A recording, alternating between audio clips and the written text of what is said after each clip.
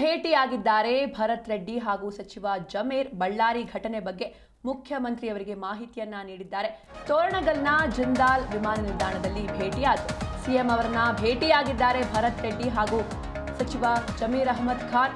ಬಳ್ಳಾರಿ ಘಟನೆ ಬಗ್ಗೆ ಮುಖ್ಯಮಂತ್ರಿಯವರಿಗೆ ಮಾಹಿತಿಯನ್ನ ನೀಡಿದ್ದಾರೆ. ತೋರಣಗಲ್ನ ಜಿಂದಾಲ್ ವಿಮಾನ ನಿಲ್ದಾಣದಲ್ಲಿ ಭೇಟಿಯಾದರು. ಬಳ್ಳಾರಿ ವಲಯದ ಐಜಿ ಅವರಿಂದಲೂ ಕೂಡ ಸಿಎಂಗೆ ಮಾಹಿತಿ ಸಿಕ್ಕಿದೆ.